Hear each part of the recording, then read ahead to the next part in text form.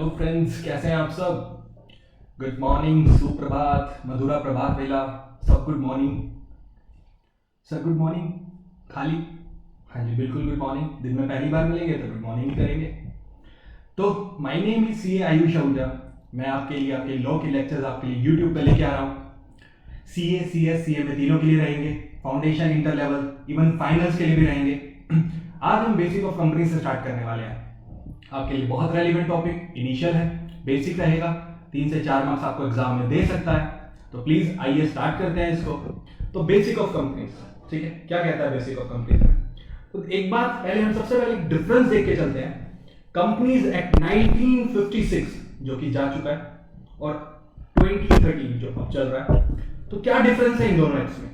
सबसे पहले एक मेजर डिफरेंस देखेंगे आप, 658 सेक्शन से पुराने एक्ट में now we have only 470 sections. कुछ स्केड्यूल्स 15 थे, 7 स्केड्यूल्स रह गए।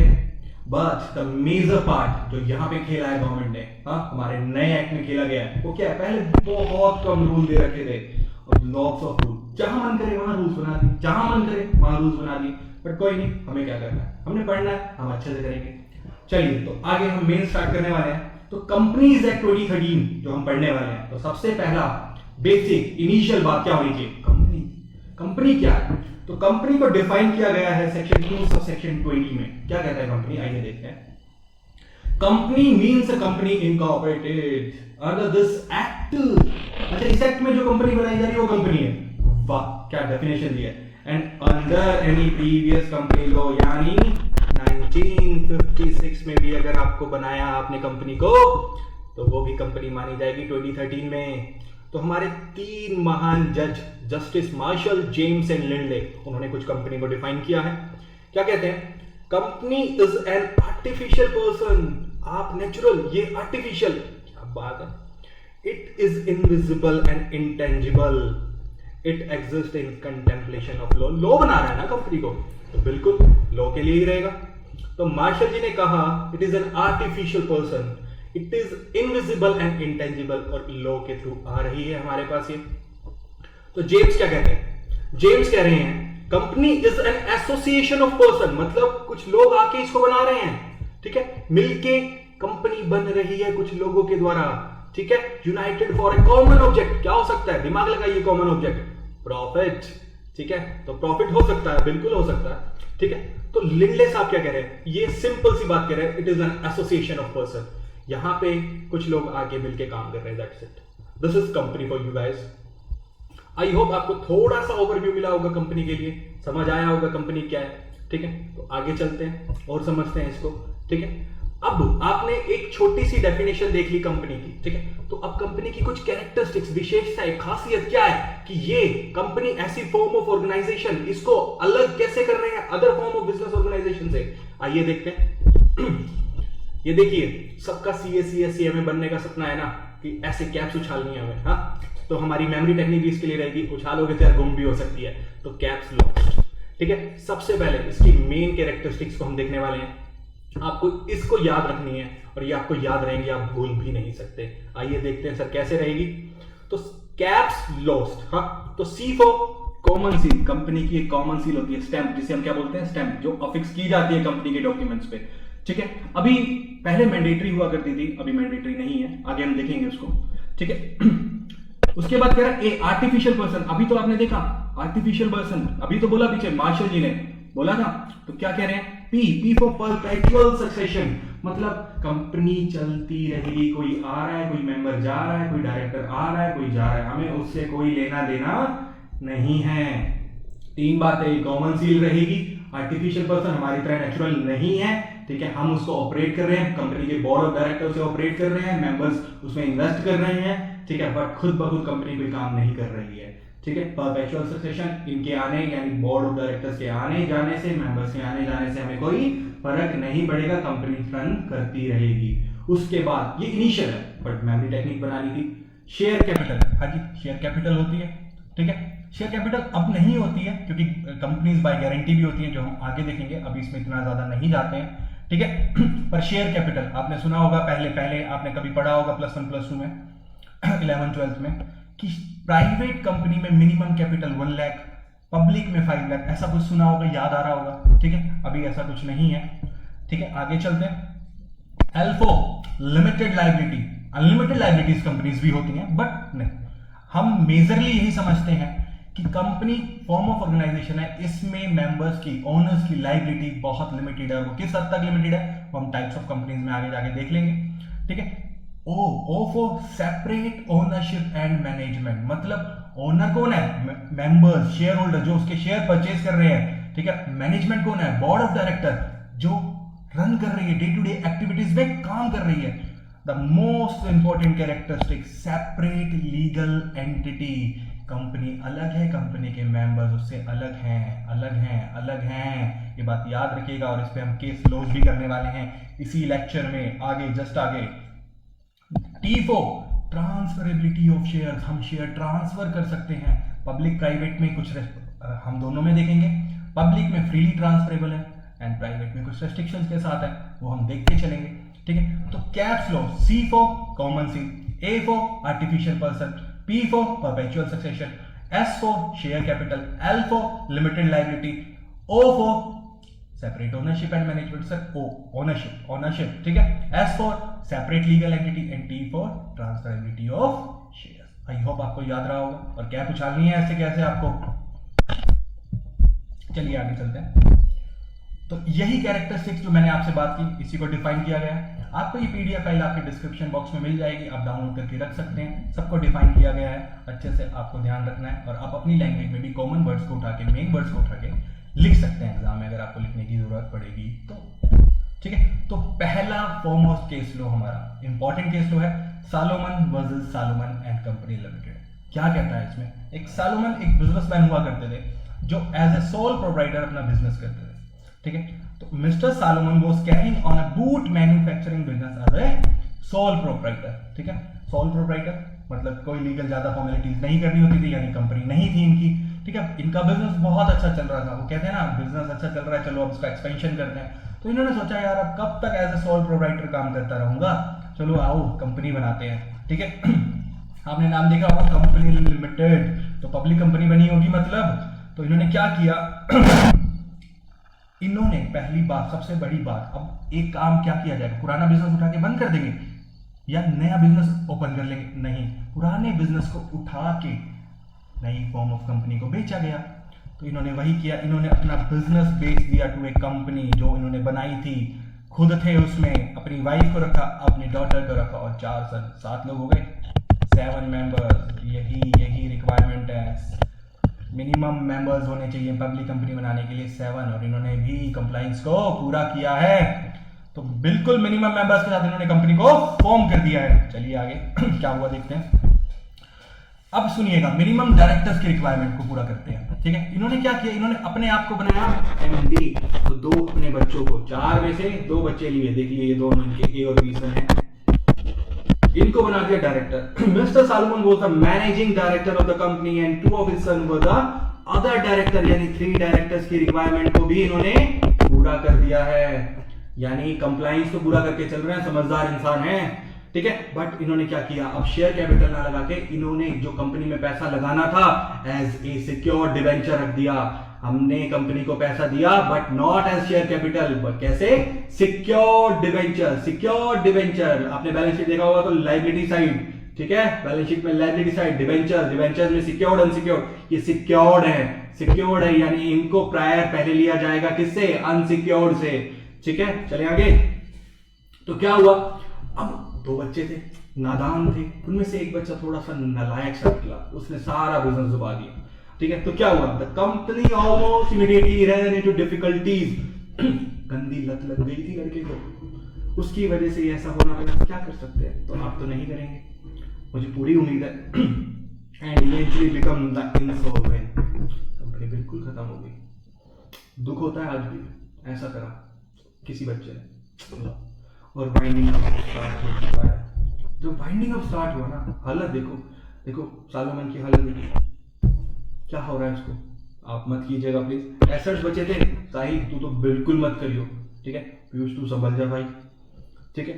तो एसेट्स देखिए 6050, एंड लाइबिलिटीज देखिए 18,000 इंक्लूडिंग 10,000 ऑफ सिक्योर्ड डिबेंचर्स थे। ठीक है, तो क्या हुआ आगे चलते हैं, देखते हैं। अभी परेशान थे, इनको लगा इनका पैसा तो डूब जाएगा, एसेट है नहीं, पेमेंट बाहर वालों की लाइबिलिटीज ज्यादा है। फिर किसी समझदार सीए को हायर किया। ठीक है, हमें जाना पड़ा, इनको समझाना पड़ा थोड़ा सा, फिर ये जाके माने होंगे, देखते हैं। ठीक है, हालत तो ऐसी ही थी।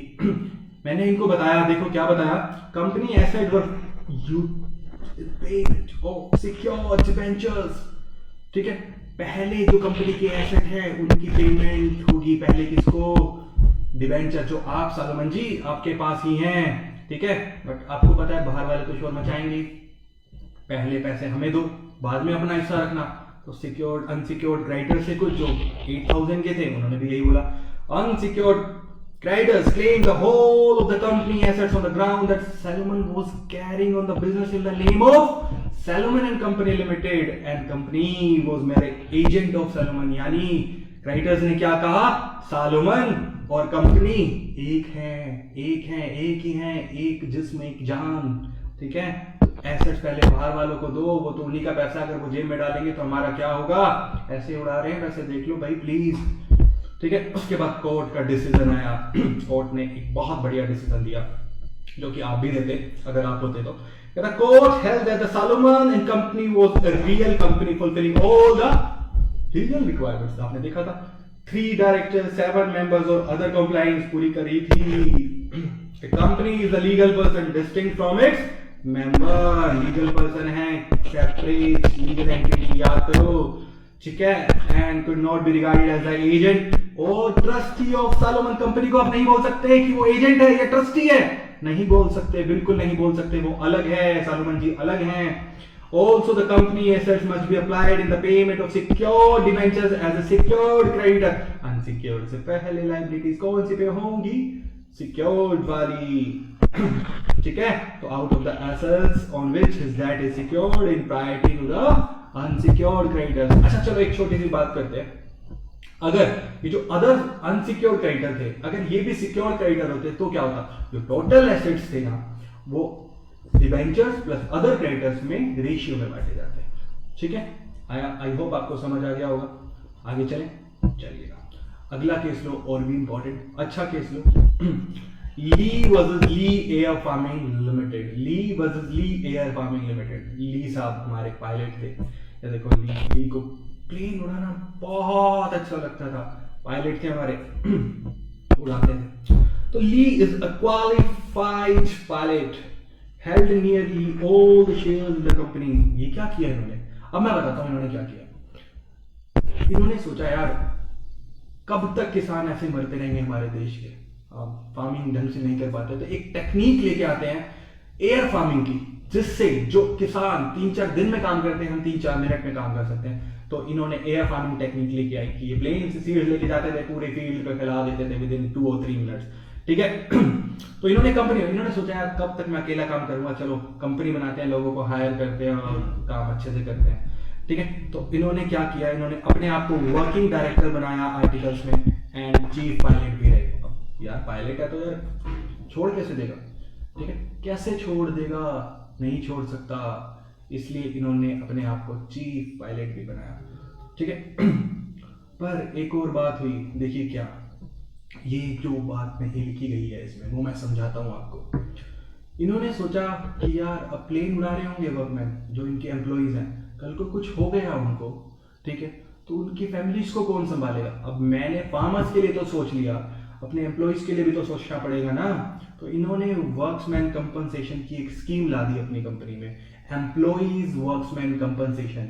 आपने सुना भी होगा, एम्प्लॉइज वर्क्समैन कंपनसेशन। इसमें क्या था, कल को काम करते टाइम किसी भी एम्प्लॉय को कंपनी में कुछ हो जाता है तो कंपनी उसकी फैमिली को कंपनसेट करेगी। पर ये भूल गए थे कि प्लेन तो ये खुद भी उड़ाते हैं, तो इनका क्या होगा अगर इनको कुछ हो गया तो इनकी फैमिली पीछे से क्या होगा।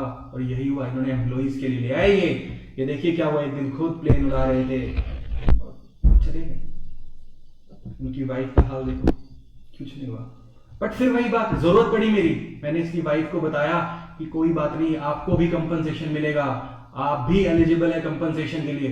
तो देखिए इसकी वाइफ को जैसे ही सुना तो क्या हुआ, भागी कंपनी के पास कि ठीक है मैं भी कंपनसेशन लेके आऊंगी, तो his widow claim compensation and workmen compensation act. Company oppose करनी थी, बिल्कुल करनी थी, कि किस बेस पे? आपके जो हस्बैंड है वो क्या है? एम्प्लॉयर है, और ये स्कीम किसके लिए है? एम्प्लॉय के लिए। एक पर्सन एम्प्लॉयर और एम्प्लॉय कैसे हो सकता है at the same time? But क्या पता था उनको भी कि सीए से बात करके आया है वो। तो कोर्ट ने क्या डिसीजन दिया? The court held that Lee was a separate person from the company has formed. जो उन्होंने कंपनी बनाई थी वो अलग थी। हाँ, वो अलग है, मेंबर और कंपनी अलग अलग, ठीक है। Thus there was a valid contract of service between Lee and the company। देखा होगा चीफ पायलट, ठीक है, आर्टिकल्स में उन्होंने लिख दिया था as Lee was killed in the course of his employment। यार कंपनी के लिए काम कर रहा था बंदा, चला गया तो क्या दिक्कत है? His widow was entitled to the compensation। Compensation दिया जाना चाहिए उनकी विडो को भी। आई बात समझ में? आई होप आपको समझ आई होगी, ठीक है। दो केस लो आपने पढ़े, Salomon versus Salomon company limited and Lee versus Lee air farming limited, ठीक है। अगला case law, important case law, आइए देखते हैं। Bachha F Guzdar versus commissioner of income tax. Madam है, मैडम बड़ी स्मार्ट मैडम है, क्या कहती हैं देखते हैं, आइए। क्या हुआ? ये जो गजदार मैडम थी ना, इनको ना डिविडेंड इनकम रिसीव हुई, जो इन्होंने शेयर होल्ड किए हुए थे एक टी कंपनी में, टाटा टी में इन्होंने शेयर होल्ड किए हुए थे, और टाटा टी ने इनको क्या दिया? डिविडेंड दिया, ठीक है। और आपको बता देते हैं टी की इनकम अंडर इनकम टैक्स, आपने पढ़ा होगा, मुझे टैक्स नहीं आता। क्या होता है under income tax act? Agriculture income is exempt. अच्छा जी, होती होगी, हमें नहीं पता, इनकम टैक्स आता ही नहीं। अंगद सर समझाते हैं आपको। From income tax as income of the tea company is partly agriculture income. माना जाता है जो टी की इनकम है वो एग्रीकल्चर इनकम है part. Only 40% of the company's income is treated as an income from manufacturing and sale। यानी 60% income बिल्कुल एग्जैम्प्ट, बिल्कुल एग्जैम्प्ट, ठीक है। तो मैडम ने भी यही बोला होगा। इन्होंने बोला that her dividend income should be treated as agriculture income up to 60% as in the case of tea company on the ground that dividend received by the shareholder represent the income of the company and thus should be exempt। इन्होंने यही बोला कि dividend income जो आई है वो कहां से आई है? टी कंपनी से आई है, तो एग्जेम्प्ट होनी चाहिए। तो कोर्ट ने क्या बोला? Supreme court held that company was a separate person from his shareholder, जो अभी तक आप पढ़ के आ रहे हो, having its own business and its own income। The income of the company was partly agriculture and thus exempted, but the same income when received by the shareholder is dividend income and could not be regarded as agriculture income and thus tax was payable on the dividend income। इतना tax पे किया जाएगा आपका 115 BBA ऐसा कोई section होता है, I guess उसके हिसाब से जो भी है 1038 में 10 लाख तक इक्विटी शेयर पे डिविडेंड एग्जेम्प्ट होता है। वो सारी बातें जो आपने शायद इनकम टैक्स में पढ़ी होंगी, हो सकता है मैंने गलत भी बोला हो, पर आप देख लीजिएगा प्लीज। बट लॉ में बिल्कुल ऐसा नहीं होगा, डिविडेंड इनकम बिल्कुल भी एग्जेम्प्ट नहीं की जाएगी, कोर्ट ने यही बोला। आई होप समझ आया होगा आपको तीनों केस लो। चलिए आगे चलते हैं, ठीक है। अब कुछ डेफिनेशंस पढ़ेंगे हम public company, private company, officers के बारे में, ठीक है। चलिए, तो सेक्शन 2 सब सेक्शन 71 में पब्लिक कंपनी को डिफाइन किया गया है, और देखिएगा किस हद तक डिफाइन किया गया, आपको एकदम से समझ आ जाएगा। मुझे तो खैर आज तक नहीं आया। कह रहा है पब्लिक कंपनी क्या है? अ public company means a company, ठीक है, which is not a private company. Wow, आपको बताया जा रहा है कि पब्लिक कंपनी क्या है? जो प्राइवेट नहीं है। जो प्राइवेट नहीं है वो पब्लिक कंपनी है। तो प्राइवेट में जाके बताओगे जो पब्लिक नहीं है वो प्राइवेट नहीं है, गलत बात। आइए देखते हैं। Has a minimum paid up capital as may be prescribe. कुछ minimum paid up capital prescribe कर दी जाएगी एओई में, ठीक है। But the third important point क्या कह रहा है, सुनिएगा, समझिएगा। A public company means a company which is a private company. Sir ऊपर भी तो यही था, अरे रुको आगे बढ़ते हैं। And which is subsidiary of a public company, मतलब एक private company Ayush private limited, ठीक है, ये कंपनी क्या है? सब्सिडरी है। किसकी? एक पब्लिक कंपनी की। तो वो भी एक पब्लिक कंपनी का नेचर अडॉप्ट कर लेगी, ठीक है। आई होप समझ आया होगा आपको। चलेगा, तो अब जरूरी हो गया है हमारे लिए प्राइवेट कंपनी को समझना, तब जाके हम समझ पाएंगे कि पब्लिक कंपनी क्या है, ठीक है। क्योंकि पब्लिक कंपनी वो है जो कि प्राइवेट नहीं है, तो प्राइवेट जानना जरूरी है। तो सेक्शन 2 सबसेक्शन 71 में हमने क्या पढ़ा? Public company. आइए प्राइवेट को देख लेते हैं। 2 सबसेक्शन 68 में प्राइवेट को बताया गया है। आइए देखिए क्या कहता है। ए प्राइवेट कंपनी मींस ए कंपनी, ठीक है, which has limitation of membership. एक प्राइवेट कंपनी में मैक्सिमम 200 मेंबर्स हो सकते हैं, हाँ, एक्सेप्ट ओपीसी। ओपीसी को अलग रख दीजिए, आपको पता है ना, OPC is also a private company, ठीक है। तो इसको बिल्कुल अलग कर दीजिए ओपीसी को। पर मैक्सिमम प्राइवेट कंपनी में मेंबर्स कितने हो सकते हैं? 200। पहले 50 की थी, अमेंडमेंट के बाद 200 कर दी गई है। पर 200 में कौन कौन इंक्लूड नहीं होगा? आइए देखते हैं। Joint holders counted as one. मान लीजिए एक शेयर किसी कपल ने होल्ड किया हुआ है, तो वो एक ही मेंबर माना जाएगा, ना कि 2। Employees member not counted. मान लीजिए मैं कंपनी का एम्प्लॉय, मैंने शेयर भी होल्ड किया हुआ, तो मैं भी उस 200 में काउंट नहीं होऊंगा। Ex employee members not counted, मतलब मैं एम्प्लॉय था, जब मैं एम्प्लॉय था, ठीक है, तब मैंने शेयर होल्ड किए थे। अब मैं एम्प्लॉय नहीं रहा, पर शेयर होल्ड मैंने आज भी किए हुए हैं, तो भी मैं काउंट नहीं होगा। यानी 200 वो मेंबर जो इन तीनों के अलावा होंगे, मतलब ज्वाइंट होल्डर को एक काउंट कर लेना, मेंबर एम्प्लॉइज और एक्स एम्प्लॉइज को काउंट ही मत करना, ठीक है। तो पहली होगी लिमिटेशन, ठीक है, ये तीनों रोकने की बात है। लिमिटेशन हो गया पहला। दूसरा रेस्ट्रिक्शन, मैंने आपको स्टार्टिंग में ही बताया था, restrictions on the right to transfer share. Private company share transfer तो कर सकती है, बट कुछ रेस्ट्रिक्शंस के साथ, कुछ रूल्स एंड रेगुलेशंस को फॉलो करने के बाद। अगला क्या कह रहा है?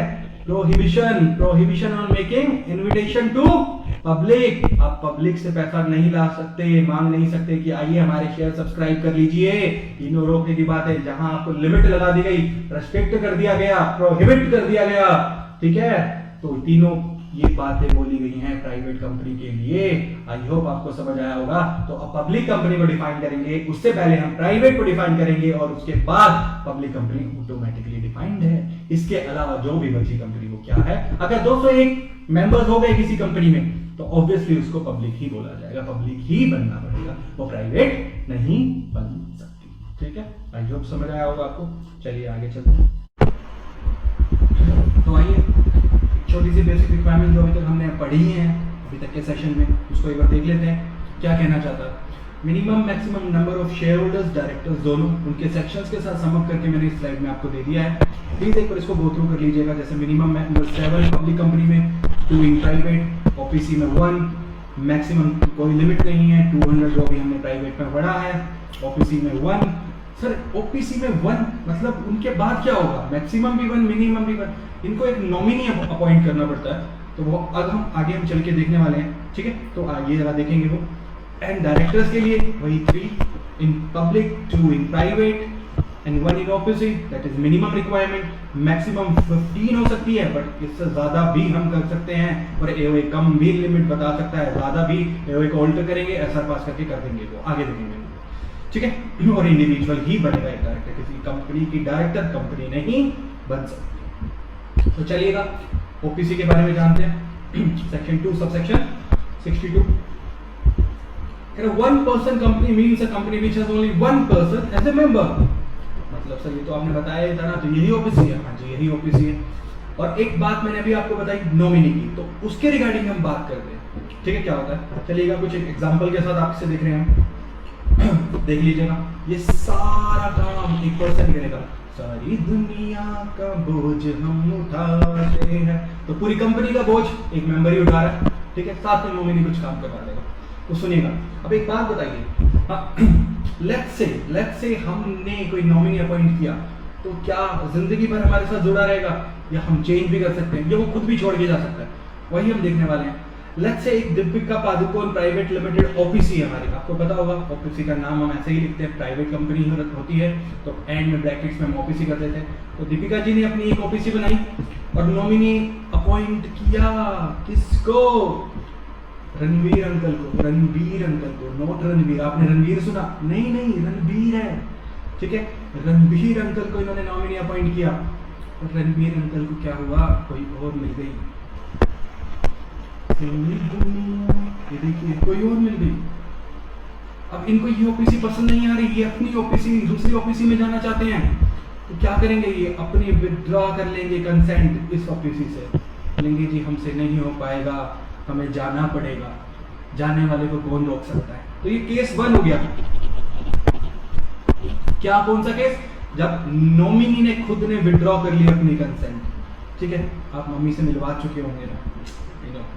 चलिए दूसरा केस देखते हैं एक बार। वही हमारी सेम ओपीसी, वही हमारे सेम नॉमिनी, ठीक है, बट इस बार हाँ दिल तोड़ा है हमारी दीपिका मैम ने, ठीक है, दिल तोड़ा है इनका, ठीक है।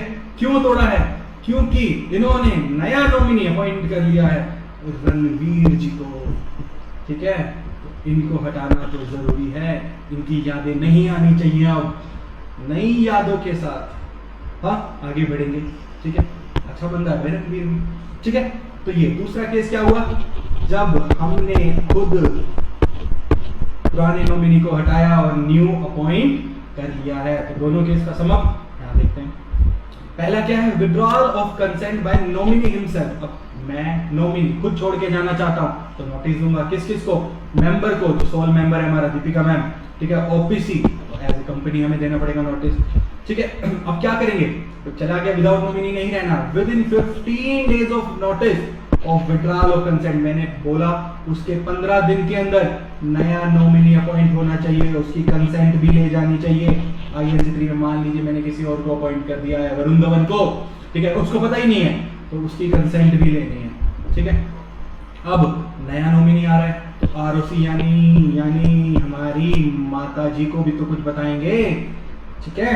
तो क्या बताएंगे कि पुराने वाला चला गया, उसने कुछ गिफ्ट्स दे रखे होंगे मम्मी के लिए भी, वो गिफ्ट्स लौटाने पड़ेंगे ना, एक्सचेंज होगा ना गिफ्ट्स का, जो तूने मुझे दिए वो तू वापस लेके जा, ठीक है ना।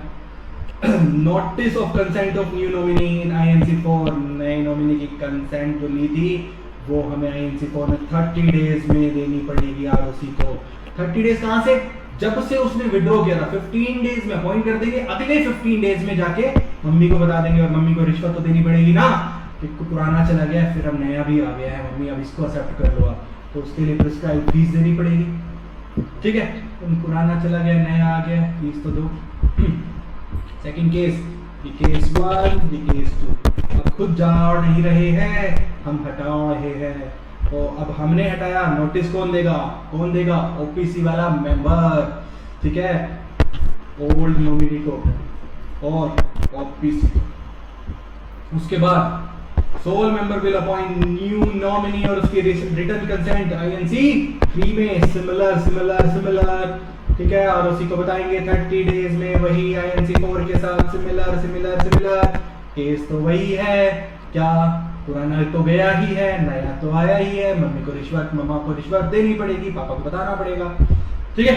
तो सब उनको रिश्वत देंगे, एक नया सा बैग लेंगे, बोलेंगे बंदे साहब रणवीर जी आप एक बैग ला दीजिए मेरी माता जी के लिए, उनको गिफ्ट दे देते हैं, वो मान जाएगी, ठीक है।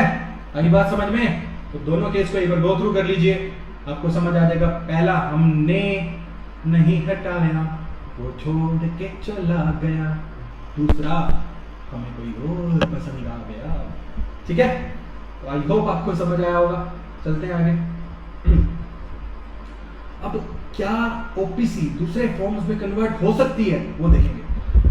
तो देखिएगा, if paid up share capital ज्यादा हो रही है 50 लाख रुपीस से, इक्वल नहीं है, ज्यादा, ठीक है, या फिर टर्नओवर ज्यादा हो रहा है 2 करोड़ से, ठीक है, तो ROC पब्लिक कंपनी या प्राइवेट कंपनी में एज द केस, जैसे हम डॉक्यूमेंटेशन करेंगे, डिस्क्रिप्शन होगा, उस बेस पे ROC कन्वर्ट कर सकता है, ठीक है। बट GM में यानी जनरल मीटिंग में SR पास होगा, क्या, AOA और MOA ऑल्टर करने के लिए, ठीक है। अगर कुछ डिफॉल्ट किया तो पेनल्टी लगेगी 10,000 रुपए की, 1,000 रुपए पर डे। अगर कंटिन्यू रहा वो डिफॉल्ट, तो आपने नहीं मानी अपनी गलती, तो 1,000 रुपए दिन के देते आइएगा। 1,000 का नोट बंद हो गया है, पुराने 500 के भी बंद हो गए हैं, बट नया तो है, ऐसा कर सकते हैं। 2,000 का आधा दिया है, चल जाएगा, देख लीजिएगा चल जाए तो, ठीक है। और एक छोटी सी बात होल्डिंग और सब्सिडरी से रिलेटेड,